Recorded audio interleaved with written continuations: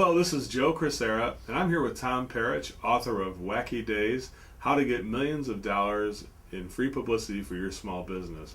Tom, thanks for joining us again. Joe, I'm happy to be here. Tom, we're going to talk today about company newsletters, or newsletters that are going to be sent to your own customer base. Tom, how does that play into your news mix? Can you really become your own news media outlet?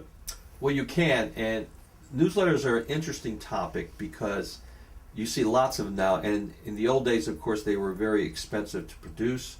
They were always printed and mailed out. Still a good way, actually, in many ways, because it becomes what I call a keeper if it's good. Now you can, for literally pennies, send out a newsletter electronically. You send out a newsletter, people forget, we're doing this program here to get new business via publicity. Well, keep in mind, you also want to keep the existing customers that you have. That's every bit as important as the new customers. You have to remind your people why, in fact, they do business with you. And the problem with newsletters, almost without exception that I see, is it's always about me, meaning the business, and not about the reader. Okay? You have to answer a question in your newsletters, and that is when the reader, you have to answer the question of why should I care and why should I care now? So it's okay to be self-promotional, but go back to the definition of news. Remember, it is called a newsletter, and so we're back to issues of relevance, of being informative and being useful to their lives.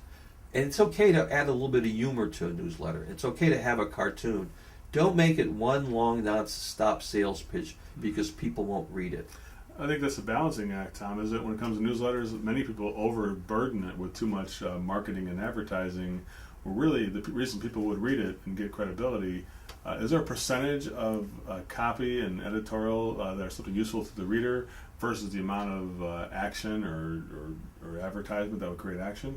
I would do no less than 60% true news and 40% advertising or promotional material.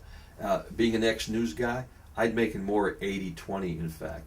An example of that, and I have a no-frills newsletter. If you go to wackydays.com, you can sign up, or thegalileo.com, sign up for my newsletter. And I'm not pushing my newsletter, it's free, but that's a great example of, at the very end of my newsletter, am I selling any of my services? The rest has everything to do with writing, with the media, with the PR tip of the month. And I started off by telling people what they're going to get out of the newsletter. And that's the way to go. And I constantly get comments that people read my newsletter through. The other secret step, especially in an era of an avalanche of information inundating us, you want to keep it short. You don't want to go on and on and on.